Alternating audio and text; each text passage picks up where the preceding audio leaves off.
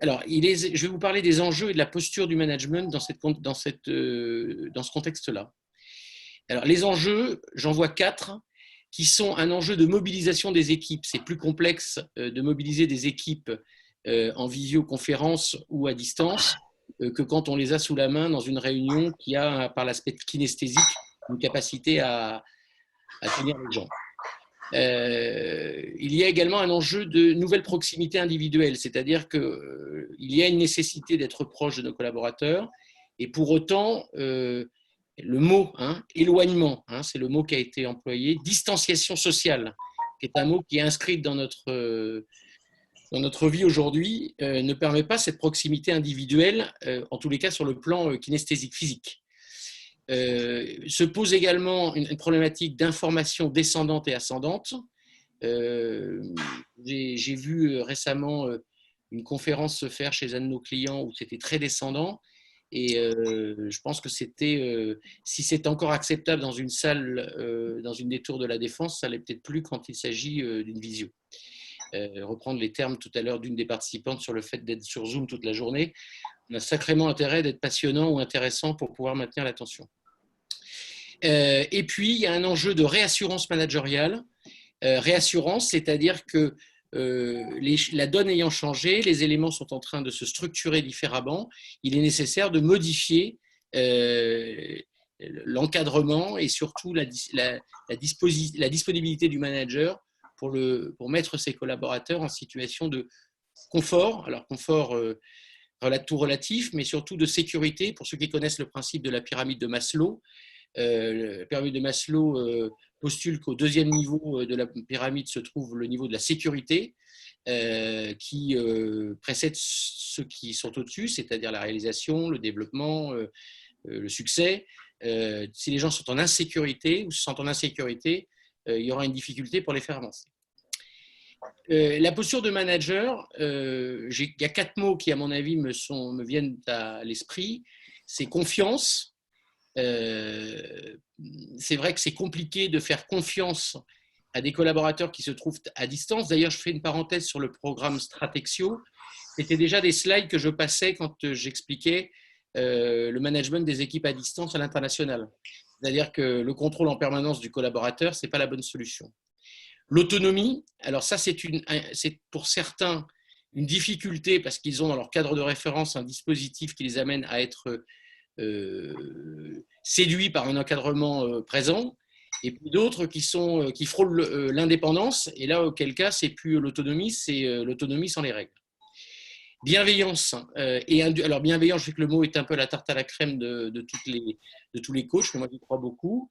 Veiller au bien des gens, et surtout de l'indulgence, parce que vous êtes dans une phase où les gens changent de paradigme, et dans un changement de paradigme, les gens n'ont pas forcément les mêmes repères, donc ils ne font pas forcément les choses aussi bien, ou parfois ils les font mieux, mais il faut être indulgent. Et puis l'écoute et de l'attention, c'est un point essentiel. Les changements qu'ont provoqué cette crise sont de 2 types en termes de management des équipes. Vous avez un changement conjoncturel et moi ce que j'appelle un changement cognitif.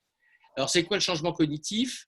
C'est le changement qui modifie l'infrasystème, c'est-à-dire ce qu'une personne vit au quotidien de sa situation et qui lui amène probablement à avoir une vue ou une appréciation de la situation qui est différente de celle qu'il pourrait avoir dans un environnement professionnel pur. Et puis, vous avez le changement conjoncturel, c'est ce que ça modifie dans notre organisation. Cette conférence de ce soir est un changement conjoncturel, puisque nul n'aurait pu penser il y a 3 mois que nous aurions pu organiser un webinaire sur le sujet de la communication et du management à distance en temps de crise. Et bien ça, c'est un changement conjoncturel, on l'a organisé, merci d'ailleurs à Stratexio de l'avoir fait, et donc on l'a mis en œuvre sur le plan de l'organisation, des moyens, et nous nous connectons tous ensemble ce soir. Vous avez donc deux types de changements qui s'accompagnent de ce dispositif, un changement dit organisationnel, qui adresse tous les paramètres de l'écosystème, on va en parler tout à l'heure. Et puis, vous avez des éléments qui sont fondamentalement systémiques et qui concernent la relation avec vos collaborateurs. En quoi c'est systémique, la relation avec vos collaborateurs? C'est c'est l'endroit où durablement les choses vont se jouer. Pourquoi? Parce que d'ici 1 mois et demi, 2 mois, j'espère, nous allons être petit à petit déconfinés. Nous allons retrouver un environnement économique, certes probablement un petit peu entaché des difficultés que nous avons générées pendant 3 mois, mais nous allons reprendre le cours normal de nos vies économiques. Les gens qui vendent du matériel d'outils vont vendre du matériel d'outils, ceux qui vont être dans le conseil vont être dans le conseil. L'organisation va reprendre avec probablement des modalités différentes, mais elle va reprendre. En revanche, ce qui va changer et qui est en train de se construire aujourd'hui par la force des choses, c'est la relation durable que les managers ont avec leurs collaborateurs et qui va s'organiser selon des biais que je vous montrerai tout à l'heure, très différentes, et qui, elle, restera durablement. Donc c'est intéressant, si toutes les entreprises se sont préoccupées dans les 15 premiers jours, et moi je l'ai vu autour de moi chez mes clients, de doter les collaborateurs des moyens techniques de communication, de mettre en place des outillages d'échange, de mettre en place des groupes d'échange, WhatsApp, etc. Ça, c'est tout ce qui était l'organisation. Aujourd'hui, il est important de se préoccuper de ce qui sera durablement changé, c'est-à-dire la vision que les collaborateurs ont de leur travail. Alors, vous avez une situation initiale qui était celle qu'on a connue avant le 14 mars. Vous avez une situation cible et vous avez la crise du Covid-19 qui est arrivée. Vous avez, les entreprises ont mis en place des stratégies, des systèmes, des structures, des organisations. D'ailleurs, je pourrais rajouter les entreprises et l'État, puisque l'État a également mis en place un dispositif stratégique de système et de structure et d'organisation pour pallier cette crise. Et puis donc, il a été géré un changement conjoncturel. Alors, pour le mot savant, ça me permettra de montrer que je suis savant, mais on appelle ça un changement type A. C'est un changement qui adresse mon écosystème. C'est-à-dire que j'ai organisé, structuré, mis en place tout ce qu'il fallait pour que je fonctionne ou je fonctionne à minima dans la situation de crise. Et vous avez un changement cognitif qui lui adresse les valeurs, la représentation, le sens, les croyances que tout individu a et qui va avoir une suractivation dans ces périodes d'anxiété et donc qui va modifier mon infrasystème. L'infrasystème, c'est en gros la relation que j'ai avec moi-même vis-à-vis du système dans lequel j'évolue. Je le répéterai sans cesse, je le dis tous les jours à tous nos clients, il n'y aura pas de management réussi au sortir de cette crise sans avoir compris qu'il y avait eu un bouleversement général et massif de l'infrasystème de nos collaborateurs. Donc, on ne fera plus comme avant. Donc, la situation cible, c'est celle qu'on est en train de viser, c'est-à-dire que c'est une situation de sortie de crise. On a eu d'abord une situation de gestion de crise. Alors, des excuses par avance pour ceux d'entre vous qui vivent des situations économiques très difficiles. En tout état de cause, ce que vous visez, c'est quoi qu'il arrive, la sortie de crise. Et donc, cette sortie de crise, elle va avoir des effets positifs sur l'environnement, alors sur son environnement général, il fait un lapsus, mais ça, probablement sur l'environnement aussi.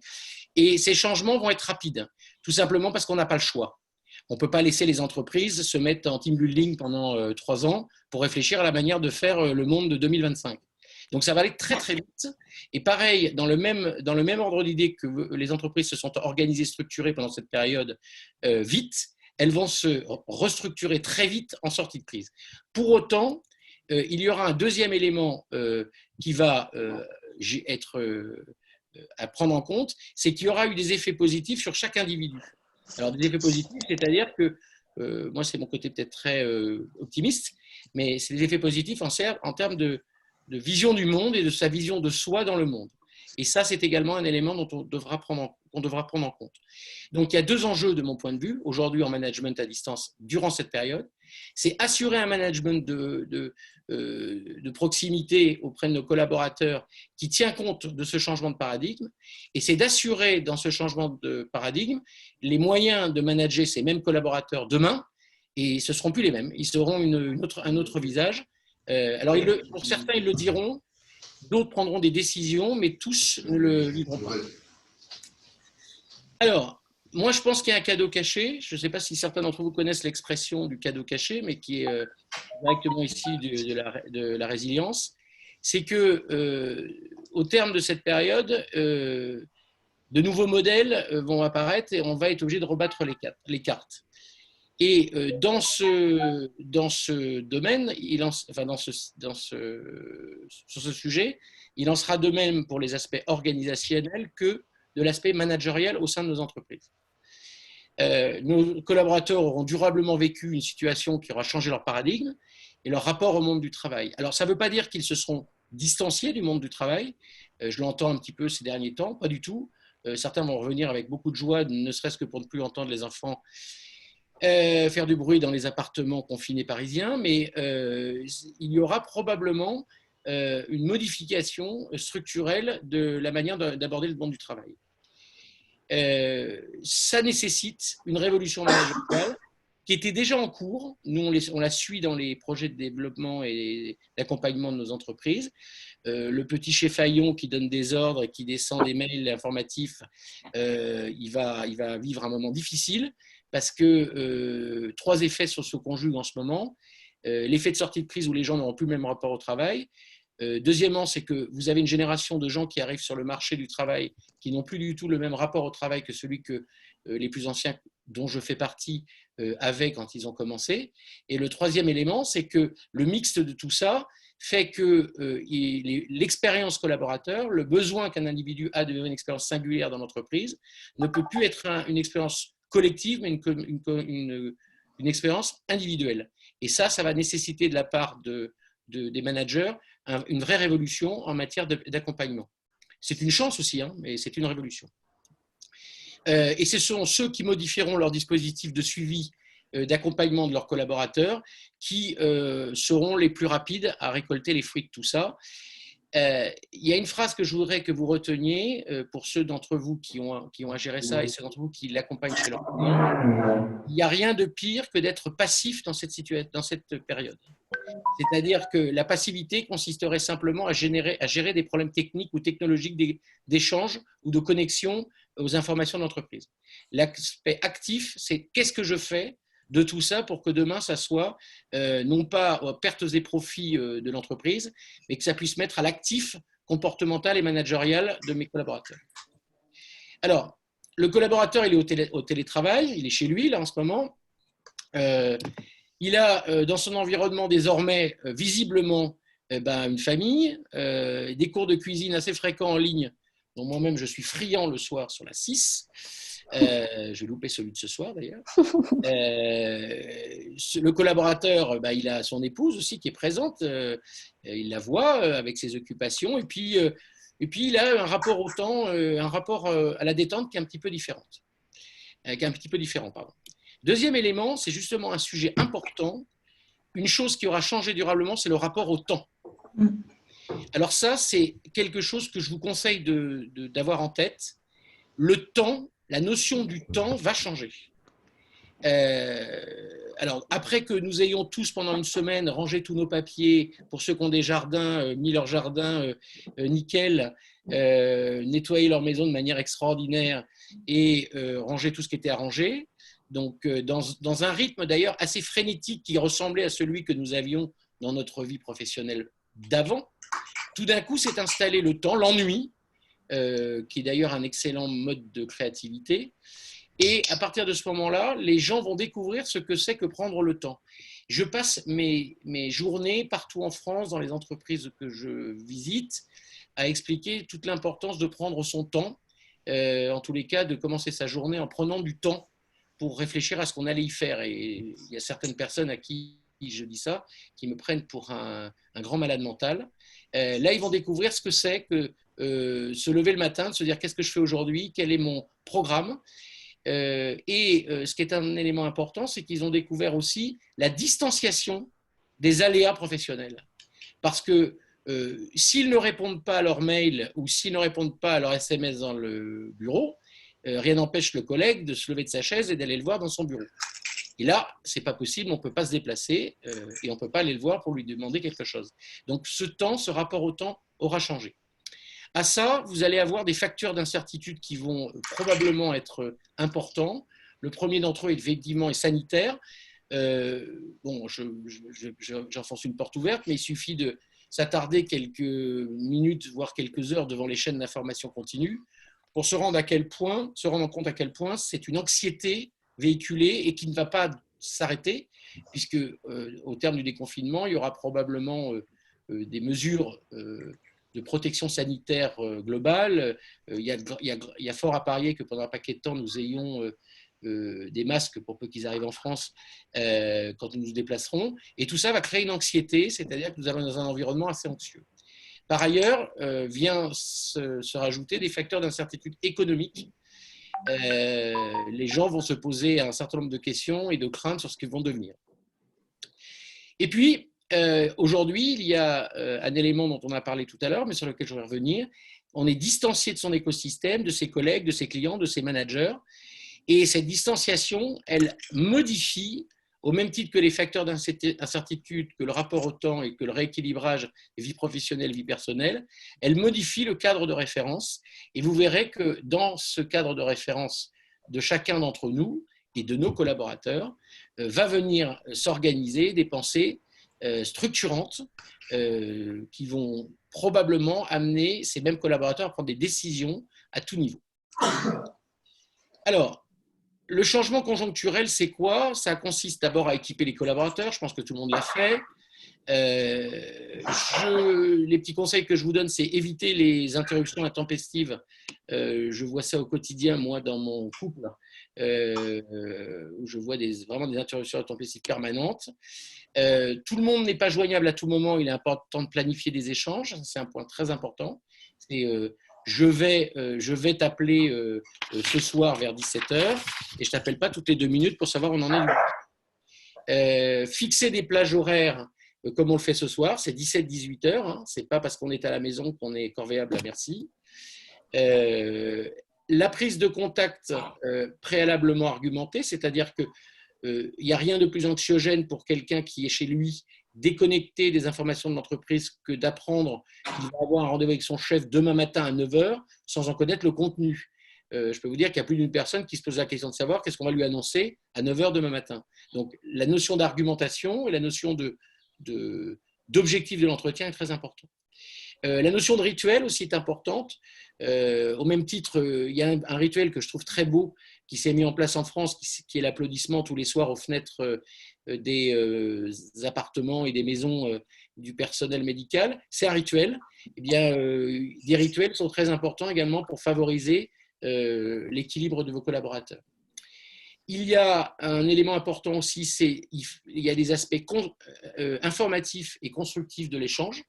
Il est très important de les dissocier. Il y a des choses qui sont liées à l'information générale et il y a des choses qui sont liées à l'organisation particulière, auquel cas il est important de modifier et de mettre des lieux d'échange qui sont différents. L'information doit être dans les deux sens, c'est-à-dire que, je dis ça régulièrement, passer autant de temps à descendre de l'information aux managers que eux passent du temps à écouter celle qui remonte. C'est une excellente manière d'expérimenter l'écoute, qui n'est pas toujours la valeur première des fonceurs managers tels qu'on les connaît. Définir des règles du jeu si elles ont changé. Il y a plein de règles du jeu qui changent. Par exemple, pour des collaborateurs qui sont habitués à prendre leur voiture pour aller voir des clients et qui désormais font tous leurs rendez-vous en télétravail, les règles du jeu changent. Donc, ça veut dire comment on s'organise, comment on met ça en place. Et puis, favoriser la mise en place de reporting tourné vers le comment au service du combien. Alors ça, c'est un point sur lequel j'insisterai beaucoup. La grande tentation de ces périodes, c'est d'être complètement focalisé sur les chiffres. Alors bien évidemment, je comprends que chaque entreprise soit, comme moi d'ailleurs je le suis, préoccupée par le développement et l'activité, mais c'est très important que les collaborateurs aient la sensation ou en tous les cas observent réellement qu'on s'intéresse à la manière dont les choses se passent et non pas seulement aux résultats qu'ils obtiennent. Alors, isolés de leur foyer, vos collaborateurs ont modifié donc leur cadre de travail, je vous l'ai dit. Ça... Oh, pardon. Merde. Merde. Le micro est coupé. Ah oui, oui, oui, on l'a perdu. Laurent. Ouais, alors attends. T'as coupé tout le monde. Ouais, non. Laurent, hop. En fait, il faut laisser que Laurent et couper tout le monde. Ouais, mais du coup, c'est bizarre, il l'est plus, mais on l'entend plus. Ah, ça y est. Laurent, on t'avait perdu. Alors, vous m'avez perdu à quel moment? Il y a environ 15 minutes. Non. Alors Arnaud, je vois que tu n'es pas un grand utilisateur de la plateforme parce que tu pouvais m'envoyer un petit message, le cas échéant. Oui, mais ça vient d'arriver. On n'a pas eu le temps. Bon, ok. Alors, excusez-moi. Donc, depuis 21 jours, donc, il y a des modifications. Hein. Rééquilibrage vie professionnelle, vie personnelle. D'ailleurs, ce rééquilibrage, dans certains cas, il ne se passe pas toujours très bien. Les valeurs et le sens du travail a été également bougé. Ça, c'est un point très important. Et puis, j'ai insisté tout à l'heure sur le comment là, pour le combien. Il est très important dans cette période que les managers soient tournés autour de la mission du collaborateur plutôt que la fonction. C'est-à-dire que la mission, c'est la fonction plus le sens. J'ai une fonction dans l'entreprise, j'ai des choses à réaliser, le sens que ça a, c'est, et donc ça, c'est ma mission. C'est la fameuse histoire des 3 tailleurs de pierre que tout le monde connaît, je pense, qui sont sur le chantier d'une cathédrale et une personne passe à côté d'elle et leur dit qu'est-ce que vous êtes en train de faire? Il y en a un qui dit moi je taille des pierres. Ok. Le deuxième dit moi je m'escrime, j'ai mal au dos, c'est l'enfer. Et le troisième dit je construis une cathédrale. Et dans cette période, je pense que mon message peut paraître un peu incongru, même ubuesque. C'est justement dans cette période-là où les gens doivent retrouver le sens de leur mission. S'ils sont tournés vers leur fonction, ils auront naturellement tendance à sentir qu'ils sont inutiles, puisque le travail qu'ils ont à faire est relativement dégradé par rapport à la performance qu'on en attend. Et par ailleurs, ils n'ont pas nécessairement la capacité de comprendre, d'intégrer le fait que cette dégradation n'est pas liée à eux, mais à un environnement exogène. Je disais, parmi mes clients, j'ai des banques françaises, et je disais ce matin à une DRH d'un grand groupe bancaire que c'est le moment ou jamais, pour les collaborateurs des banques, de se refaire une image auprès des clients, fortement dégradée en 2008, tout simplement en se préoccupant de la mission qui est la leur vis-à-vis du client et pas seulement de la fonction qui est de leur cloquer tel ou tel produit dans la semaine du blanc comme ils savent le faire habituellement. C'est s'intéresser à leurs clients. Alors, c'est particulièrement vrai pour les clients de la branche pro. C'est qu'est-ce que fait votre entreprise, comment elle réagit, quels sont ses besoins globaux. Donc, tout ça, c'est important, c'est remettre les gens au cœur de leur mission. Et je vais vous faire une petite confidence. Je vis cette période, comme tous les consultants, d'une manière un petit peu anxiogène, puisqu'on est dans des périodes un peu difficiles. Et en me réalignant sur le sens de ma mission, j'ai retrouvé plein de choses à faire et probablement différentes aujourd'hui comme demain, qui me réaligneront mieux sur mes valeurs et le sens de mon travail. Donc je suis toujours un peu optimiste, comme vous le sentez, mais je pense qu'il y a quelque chose d'optimiste là-dedans. Alors, le travail doit s'accompagner de confiance et d'autonomie. Alors ça, c'est compliqué pour certains patrons, c'est de ne plus accepter d'être en contrôle. Contrôler, ce n'est pas forcément possible aujourd'hui. C'est également développer la créativité de nos collaborateurs. Alors, il y en a qui sont qui ont un enfant créatif plus fort chez eux que d'autres, mais c'est important parce que c'est une période de forte créativité où plein de choses sont possibles. La gestion du moral est importante avec des gens qui sont plus faibles que d'autres en termes d'absorption des aléas de ce type. Ça, c'est un point important. Dans votre communication, pensez à ce que vous faites aujourd'hui pour demain. C'est-à-dire que les gens, que vos collaborateurs sentent ou que les collaborateurs de vos clients sentent que ce qui est organisé aujourd'hui, ce n'est pas seulement fait pour aujourd'hui, c'est pour demain. Et c'est important pour que ça ait du sens pour eux. Dissocier les rituels formels des rituels de convivialité. Tout à l'heure, une des participantes, je ne me souviens pas de ton prénom, excuse-moi, avec la belle affiche girl derrière, disait que c'était compliqué. Christine. Christine. C'est ma fille derrière moi, à vrai dire. Bon, très bien, Christine. C'est rigolo parce qu'on pénètre dans les lieux de tous les gens. C'est très marrant en ce moment. Christine, ce que tu disais, c'est qu'effectivement, on passe beaucoup de temps sur Zoom. Moi c'est mon cas aujourd'hui dans le consulting. Mais ça n'empêchera pas qu'après cette petite étape-là, apéro entre amis, parce qu'il y a un rituel de convivialité, c'est pas le même rituel. Hein, c'est un rituel de convivialité. Et on peut avoir des rituels de convivialité avec nos collaborateurs. Donc évidemment, bien différencier les actions selon que vos collaborateurs soient en chômage partiel, arrêt de travail ou ceux qui sont en télétravail, c'est pas du tout la même situation. Et d'ailleurs, ceux qui sont dans les deux premiers éléments, je vous conseille d'être encore plus proche de leur morale parce que c'est encore plus complexe. Et puis, le mot transparence, quant à la situation économique de l'entreprise, c'est essentiel que la transparence se fasse parce que vous n'empêcherez pas. Alors, vous voyez bien ce qui se passe sur les réseaux sociaux, enfin, si vous avez encore la patience de lire toutes ces aberrations, mais il se passera probablement la même chose pour l'entreprise, c'est-à-dire un flux d'informations qui sont anxiogènes et qui n'ont rien à voir avec la réalité. Donc, soyez transparents. Voilà, il y a des périodes difficiles, l'entreprise va perdre 30% de son chiffre d'affaires, il y a des fortes chances qu'il y ait un plan social à la sortie. Il vaut mieux le dire maintenant que de laisser penser que tout va bien, et c'est une manière de mettre les gens dans l'action.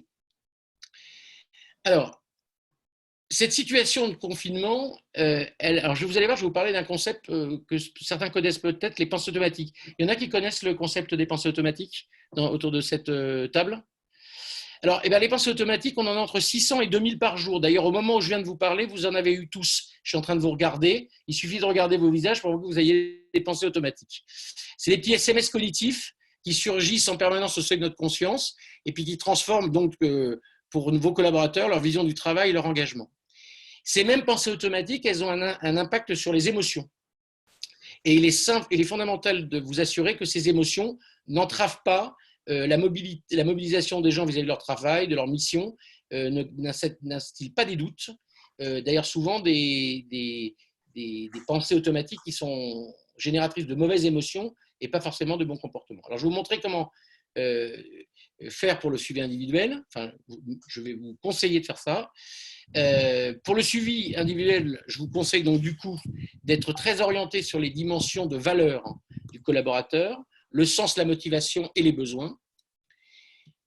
En un mot, s'intéresser à la personne, et souvent, on se rendra compte dans ces périodes-là qu'on redécouvre les gens.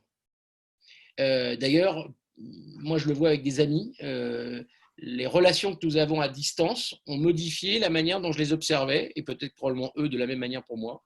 Et c'est une manière de redécouvrir. Je trouve que c'est assez riche de redécouvrir quelqu'un. Donc le paradigme a permis ça. Et puis, je vous déconseille tout ce qui est le contrôle. Alors évidemment, il faut contrôler, il ne faut pas laisser passer les semaines sans s'assurer que les choses avancent.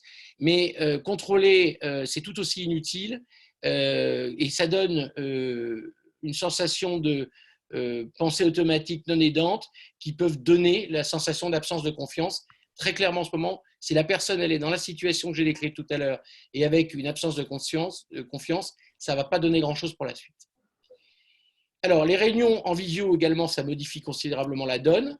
Alors, je vous accorderai volontiers que le dispositif du webinar ne favorise en rien, pour l'instant, tous les conseils que je vous donne, c'est-à-dire partage d'expérience, feedback, participation des collaborateurs pour ces réunions distantes et mode co-construction.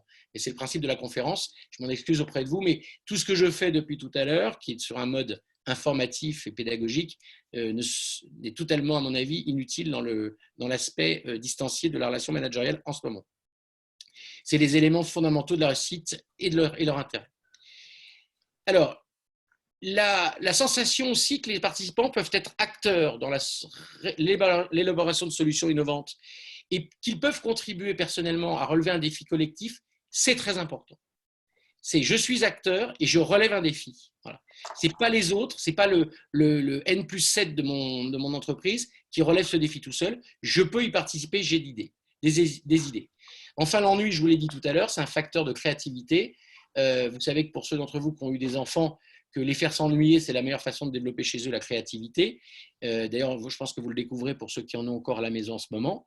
La créativité est un élément qui permet aux gens d'avoir des idées, probablement des bonnes idées, encore faut-il les entendre. Alors, je vais vous faire une petite introduction très brève et rapide sur le management comportemental et cognitif, c'est-à-dire qu'est-ce qu'on peut faire dans ces situations pour manager nos collaborateurs. Alors, vous avez la situation de crise et vous avez les comportements.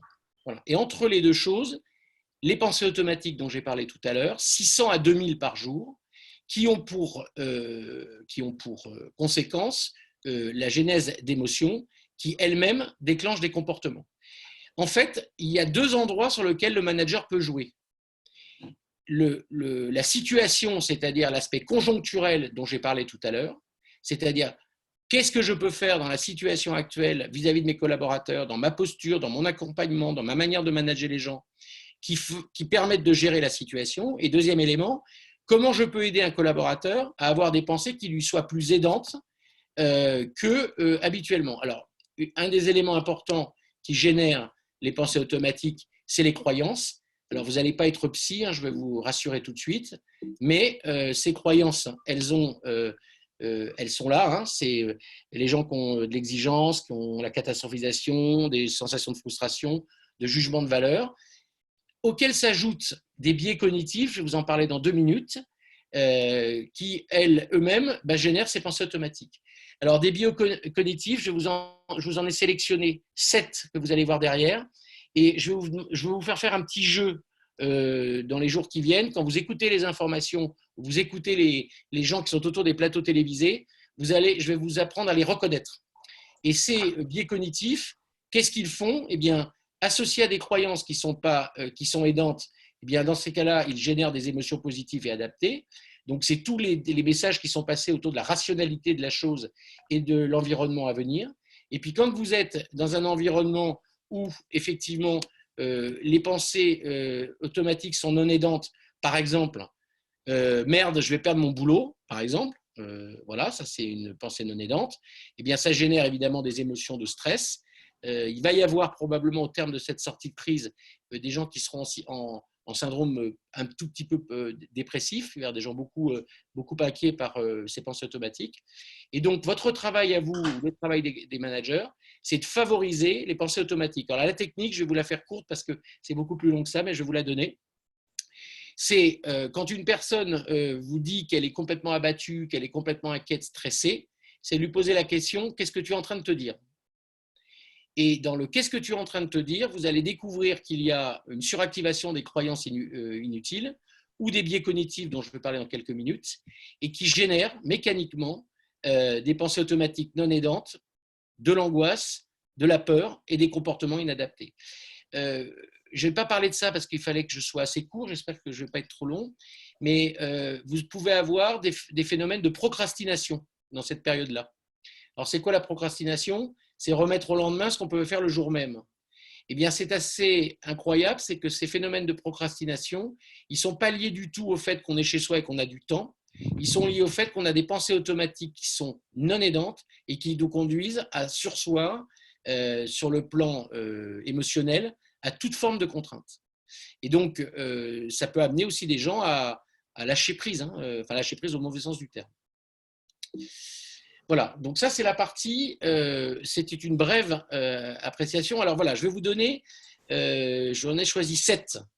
Alors, le petit jeu ce soir, c'est que vous écoutez la télévision, pour ceux qui ont encore envie de le faire, et vous allez repérer les 7 distorsions cognitives.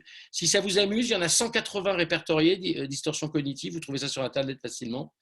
La première, c'est la disqualification du positif. Alors, quand les hommes politiques vont rentrer en jeu, il y en a certains qui sont en train de trépigner à la porte des studios de télé. Vous allez voir que la plupart d'entre eux vont aller courir les plateaux pour dire combien tout ce qui est fait est nul. Voilà. Alors, la question n'est pas de savoir si tout ce qui est fait est nul, c'est de savoir ce qui est fait correctement et ce qui ne l'est pas, mais quand c'est fait correctement, autant le dire. vous avez des gens qui ont, dans les biais cognitifs, une faculté à maximiser le négatif ou minimiser le positif.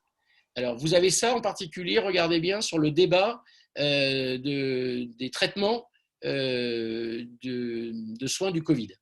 Vous avez des gens qui vont vous dire que c'est extrêmement grave de mettre un produit sur le marché sans l'avoir testé.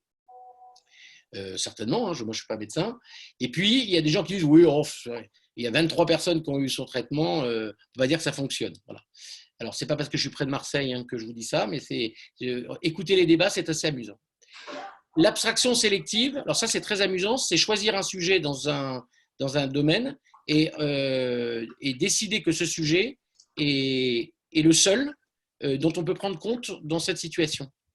Par exemple, pour un collaborateur que vous auriez en ligne, il vous dirait j'ai vu que l'entreprise avait perdu, l'action de l'entreprise avait perdu 3 points. Voilà. Donc, ça, c'est une information. Abstraction sélective, eh bien, je considère que ces 3 points vont fragiliser durablement l'entreprise. Il n'y a pas que ça qui fragilise l'entreprise et il n'y a pas que ça qui la renforce. La dichotomisation, ça c'est le propre des gens qui sont plutôt aux extrêmes, ça vise à expliquer que tout est noir ou tout est blanc. C'est-à-dire que ça ne peut pas être au milieu. Voilà, il ne peut pas y avoir de solution intermédiaire. Vous verrez cette chose se développer, en particulier quand il s'agira du déconfinement.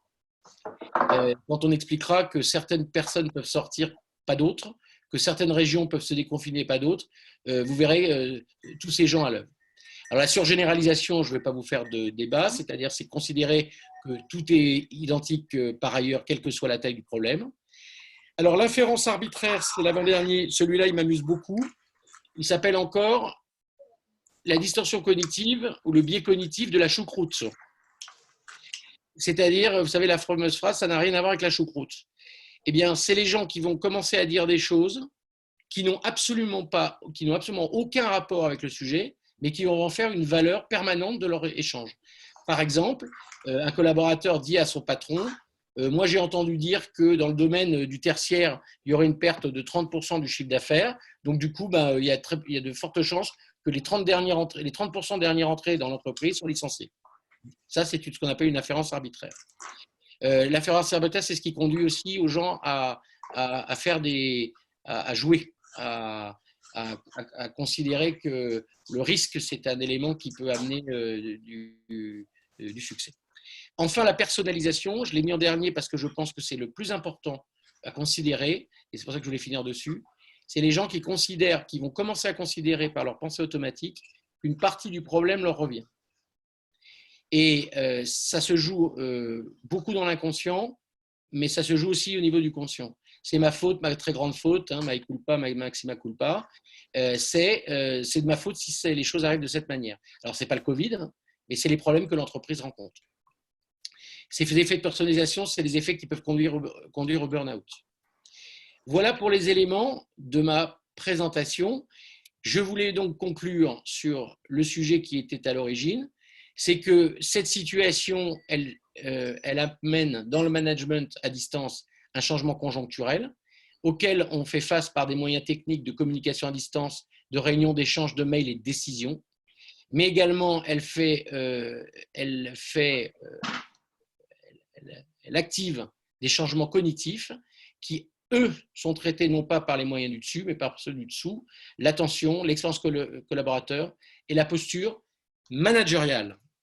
Voilà, j'ai été un peu rapide, je m'en excuse auprès de vous pour maintenir le timing.